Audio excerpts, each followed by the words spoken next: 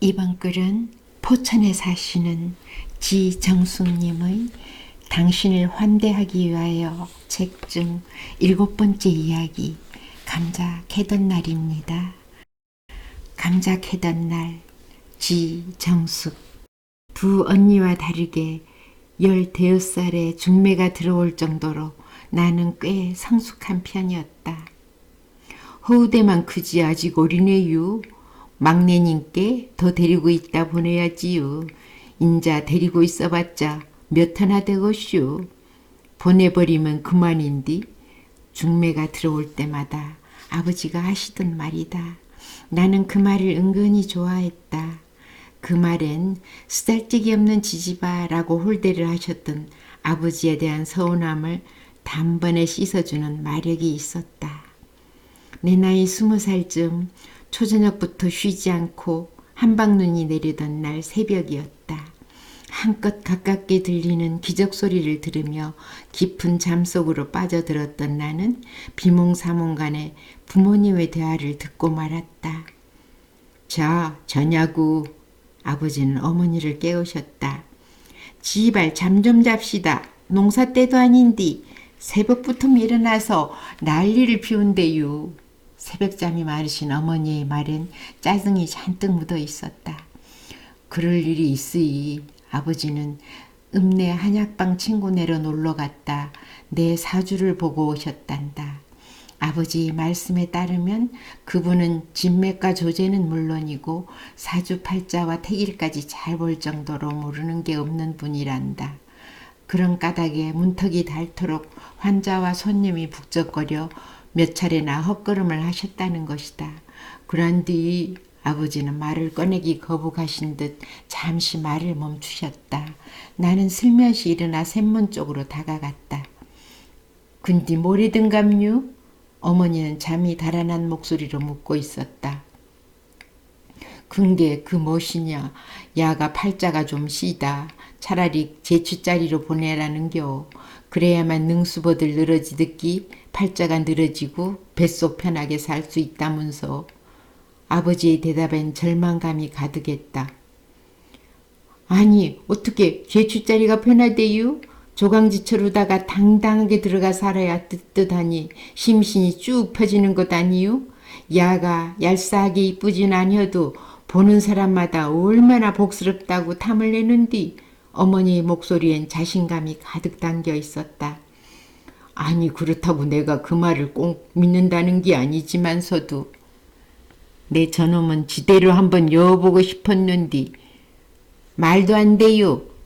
아 당신도 알건드레 야가 시를 얼마나 잘 타고났어?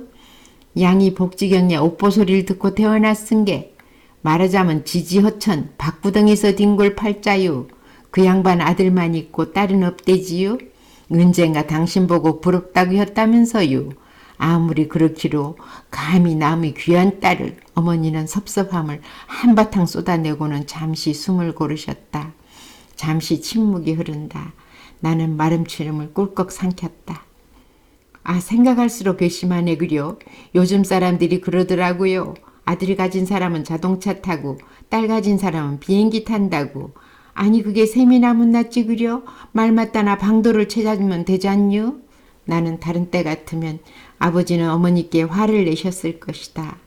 아버지는 그분을 친구 이상으로 대하고 또 생각했었으니까. 몹시 목이 탔다. 담뱃재 터는 소리가 들린다. 다시 귀를 세웠다. 당신 그 양반 말 믿어요? 나는 절대 못 믿어요. 나는 마른 침을 꿀꺽 삼켰다. 아 생각할수록 괘씸하네 그려. 요즘 사람들이 그러더라고요. 아들 가진 사람은 자동차 타고 딸 가진 사람은 비행기 탄다고. 아니 그게 셈이나 못났지 그려. 말 맞다나 방도를 찾으면 되잖유. 다른 때 같으면 아버지는 어머니께 화를 내셨을 것이다. 아버지는 그분을 친구 이상으로 대하고 또 생각했었으니까. 몹시 목이 탔다. 담뱃재 터는 소리가 들린다. 다시 귀를 세웠다. 당신 그 양반 말 믿어요? 나는 절대 못 믿어요. 그 사람 돌팔이라서 경찰이 잡아가고 했잖요. 몇 번이나 벌금 꺼정 내고 그냥 잊어버려요. 우리 막내딸 잘 살 텐게. 아 누가 믿는다고 현남? 안 들은 것만 못하다 그 말이지. 이럴 줄 알았으면 괜히 물어봤어. 모르는 게 약이라고 했는디. 서두르지 말고 꼼꼼하게 짝을 찾아보자는 엄마의 말을 끝으로 더 이상 부모님의 대화는 이어지지 않았다. 다시 잠자리에 들었으나 잠이 오지 않았다. 사주팔자를 믿는 것은 아니지만 팔자가 세다는 말은 충격이 아닐 수 없었다. 나는 은연중에 아버지가 정해주는 남자와는 절대 결혼하지 말아야겠다는 다짐을 했다. 그분의 말대로 팔자 칠해를 하느라 그런 혼처자리가 나올지 누가 아는가. 아버지의 마음이 흔들리지 않는다는 보장도 없고 아마 그때부터일 것이다. 아버지는 유독 몸에 좋다는 것을 나에게 먹이셨다. 도대체 아버지는 무슨 말을 들으셨던 것일까? 그날은 감자 캐던 날이었다. 모내기를 끝내신 부모님은 장마가 오기 전에 감자를 캐야 한다며 꼭두 새벽부터 밭으로 나가셨다. 나는 감자 캐기를 유별나게 좋아하던 터라 아침 설거지를 마치자마자 밭으로 향했다. 정수가 봄을 캐는 것만큼이나 쉰바람이 난 내 귀에 아버지의 벼락 같은 목소리가 들렸다. 얼른 가서 닭도리탕 해오니라. 점심 반찬도 하고 술안주도 하게끔 칼칼하고 맵게 해오니라. 제일로 살찐 놈으로다가. 나는 내 귀를 의심했다. 그때였다. 아니 시집도 안 간 처녀에게 닭모가지를 비틀어 잡으라니 이런 경우가 어딨수. 아무리 자시고 싶어도 그렇지. 그렇게 꺼정 해야 돼요? 엄마는 벌떡 일어나며 감자를 캐던 호미를 힘껏 내던지더니 머리에 쓴 수건을 벗어들었다. 아니 등치가 산만여 갖고 그깟 주먹만한 헌 약병아리를 못 잡어?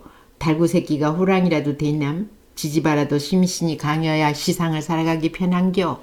아버지 호통에 등골이 오싹했다. 엉거주춤 엄마를 바라보았다. 니는 감자나 캐고 있어. 어미가 가서 점심 해올 텐게. 몸빼바지에 엉겨붙은 흙을 털어내며 엄마는 혼잣말처럼 중얼거렸다. 나는 그럼 엄마가 더 무서웠다. 엄마가 아버지의 말을 거역한 적이 없을 뿐더러 아버지가 엄마의 뜻을 들어준 일 또한 기억나지 않았으므로 엄마를 노려보는 아버지. 일촉즉발의 긴장감이 감돈다. 나는 도망치듯 집으로 향했다. 도망갈까? 아버지가 보이지 않는 곳으로.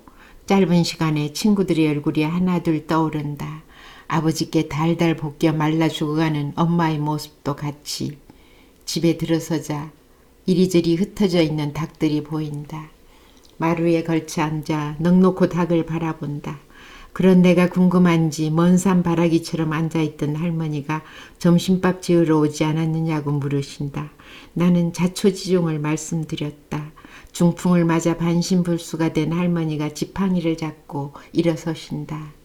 닭을 불러들이는 일이 급선무. 닭장으로 들어가며 쌀을 던져 놓았다. 쌀을 쪼아 먹으면 닭들이 모여든다. 잽싸게 닭장 문을 닫아 걸었다. 용기를 내어 눈을 감고 손을 내저었다. 닭털과 똥부스러기들이 푸덕대는 닭들과 함께 날아오른다. 숨을 쉴 수가 없다. 아버지는 큰 놈을 잡으라 하셨지만 그걸 가릴 때가 아니다. 간신히 손에 잡힌 놈을 할머니한테로 가져갔다. 할머니는 닭의 몸을 잡고 있으라며 한 손으로 닭의 모가지를 비틀기 시작했다. 퍼덕거리던 닭이 조용해졌다. 할머니는 빨리 물을 끓이란다. 안방의 괴종시계가 요란하게 울린다. 할머니는 한 손으로 털을 뽑느라 용트림을 하신다. 이놈의 지지바 아버지의 부르령이 들리는 것 같다. 할머니를 도와 털을 뽑기 시작했다. 섬뜩하니 머리털이 곤두선다. 닭비린내가 코를 찌른다. 할머니는 명확하지 않은 발음으로 아버지의 뜻을 거역하지 말고 엄마 생각만 하란다. 나는 고개를 끄덕였다. 적나라하게 드러난 닭의 알몸, 다음이 문제였다. 닭의 내장을 빼고 토막을 쳐야 하는데 할머니는 다시 닭을 잡고 있으라며 닭의 배를 가르기 시작했다. 비지땀을 흘리시는 할머니다. 차라리 내가 했자. 이를 악물고 칼을 거머쥐었다. 닭의 모습이 사라지니 그나마 덜 징그러웠다. 해체된 닭이 보기 싫어 고추장과 고춧가루를 쏟아 부었다. 시상을 살아가려면 맹가 몸이 건강해야 하는겨. 아버지는 불구죽죽한 닭고기를 안주 삼아 동동주 한 양재기를 들이키신다. 동동주 방울 몇 개가 아버지의 관심을 받으려는 듯 수염에 매달려 대롱댄다. 나는 가슴을 졸이며 동동주 방울이 매달려 있기를 바랐다. 아버지는 한 양재기를 더 드신 후에야 정성껏 수염을 훑어내렸다. 나는 엄마가 내 머리를 쓰다듬어 줄 때처럼 기분이 좋아졌다. 아, 밥 안 먹을겨? 어여와 이 사람아. 아버지는 부드러운 어조로 엄마를 부르셨다. 엄마가 일어서신다. 감자잎도 덩달아 흔들린다. 어이구 시상이 씻도 안 간 것을. 어이구 시뻘건 닭고기를 본 엄마가 수저를 들었다 내려놓는다. 엄마의 점심은 그것으로 끝이었다. 그날 이후 아버지는 두 번 다시 그런 일을 시키지 않으셨다.